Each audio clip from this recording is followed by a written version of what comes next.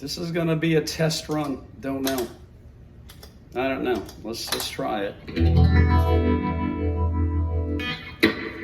Been trying to learn how to do this one, so this is just me goofing around, having an enjoyable evening time. It's rained again here in the Keys, but let's see what we can come up with this Pink Floyd classic. I don't have all the words, and I don't have the ending part of the song, but this is how I go through a dry run of trying to figure out how to get into stages of the potential loop of a song I'm trying to learn. This one has several areas that are signature, and so we're going to just work on two of these things for now.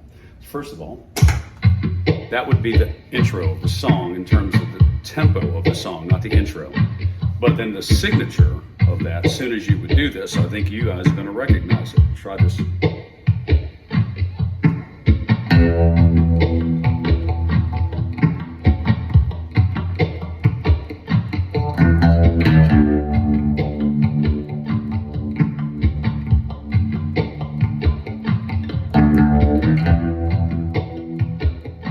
It would normally go a little bit longer, but we're going to shorten it here.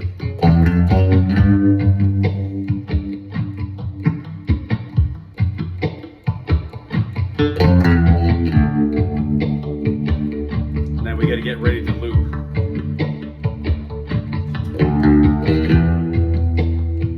And then we got to have an intro or a segue.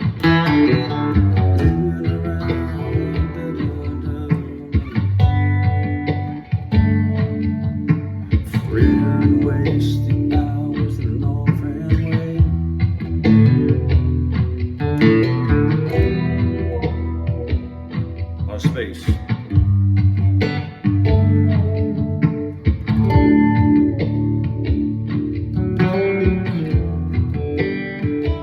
Signature part.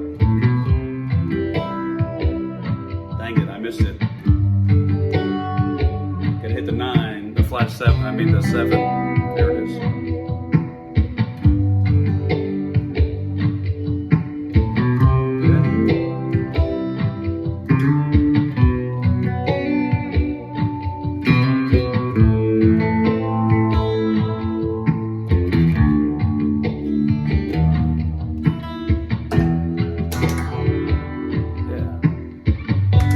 Might be ready to solo.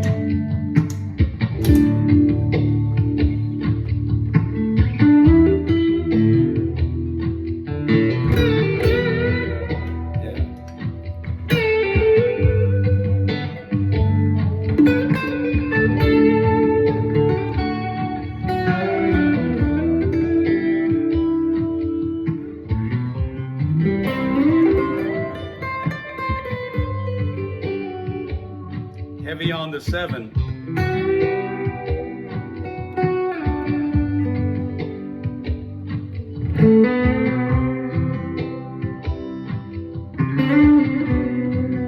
A lot of breath with the delay. Yeah, this will work.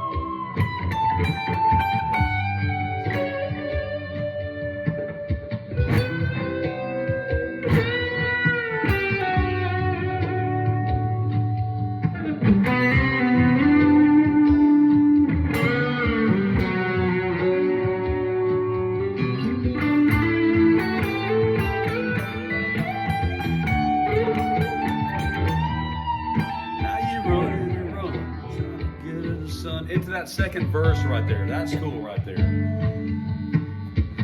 Didn't waste down the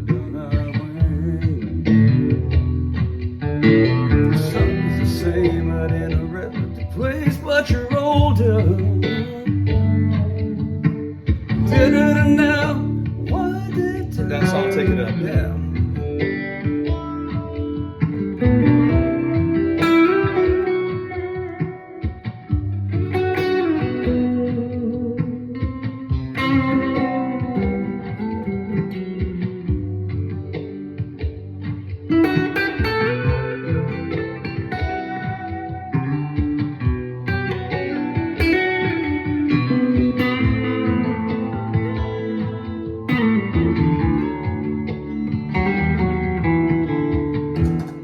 So check that out. Let's talk about that for a second, because you're seeing a first. Now I'm sitting here, decided to turn this camera on just for me to capture me at the moment that I'm trying something. I played this song a time or two live, and I played it in a band, and I played it probably 2 or 3 times. But I have not tackled this song live in about 2 years as a solo artist. And of course, being tethered to these looping pedals, what you put is what you're going to play to. So what am I trying to accomplish? Well, very simple. There is some signature stuff that I want to absolutely capture because I just think it's cool. For instance, that thing on the front, which it sounds like this. The actual intro where I'm deciding to do a little bit of a Western, a lot of reverb, tremolo, which is accurate in depiction to the original. So if I were to make my rhythm track like this live, and I say something like, how many Pink Floyd fans out there? Like, woo, everybody's gonna go, well, yeah, they're Pink Floyd fans, but what do you got for me? And if I go like this,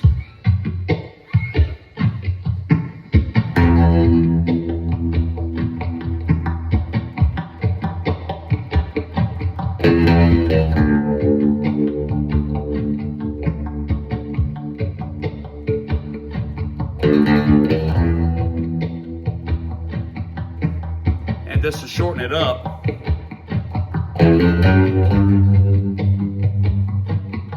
and holding the note that I went for.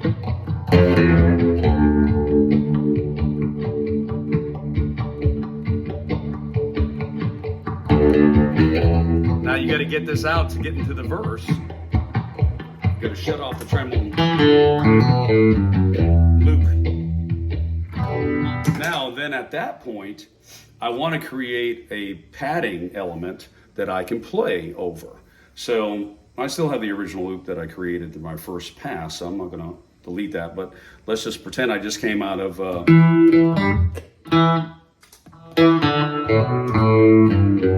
then that one has to be a downstroke. It doesn't have to be, because you'd be, let's see.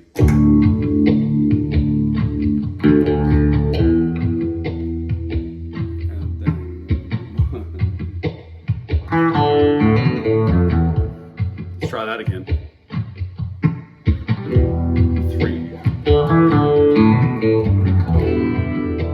Yeah, then make it big, and that's a big pads.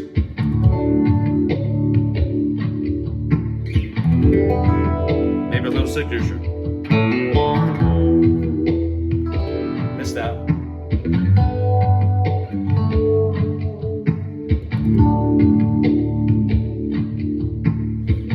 And then this here is the dominant, or the major 7.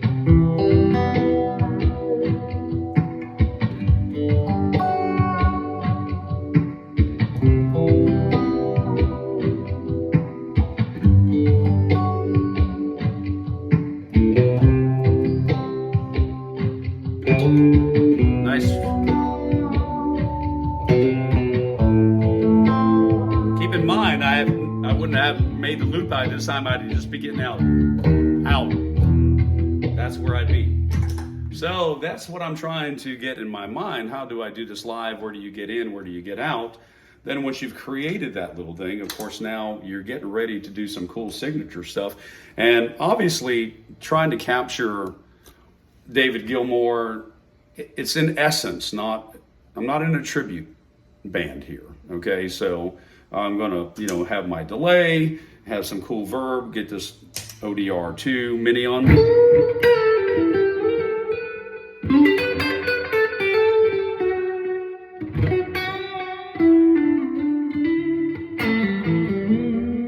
Really heavy on that one delay at tempo, obviously, and then be able to ramp up with these staggered or incremental boosts and overdrives, stacking these overdrives. That's my stock sound. And then next solo, maybe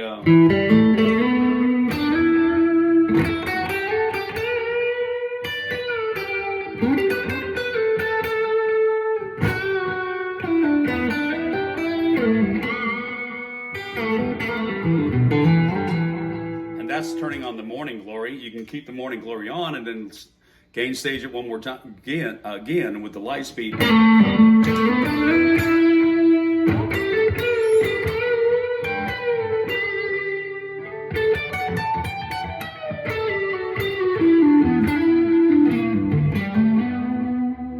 then ultimately hitting it with the last big 80s, 70s, 80s sound that I use, which is the ODR1 that gives me this.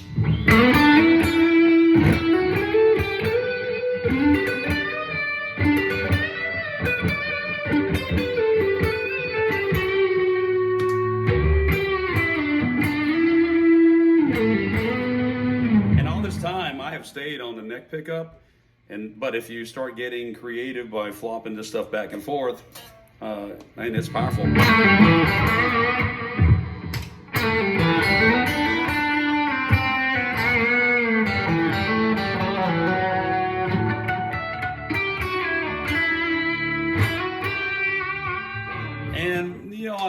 I'm sharing this with you because I'm thinking about this stuff in detail for the first time. I've Frankensteined it every time I've played it. And we'll come back and make a loop of this song once I get it a little bit further. Now, of course, that's only two parts of the song that are signature. Then he has that home, home again, which is not going to fit to that loop at all. So you got to figure out an exit. We're not there yet. But where we are is we got a pretty good loop to do something like this.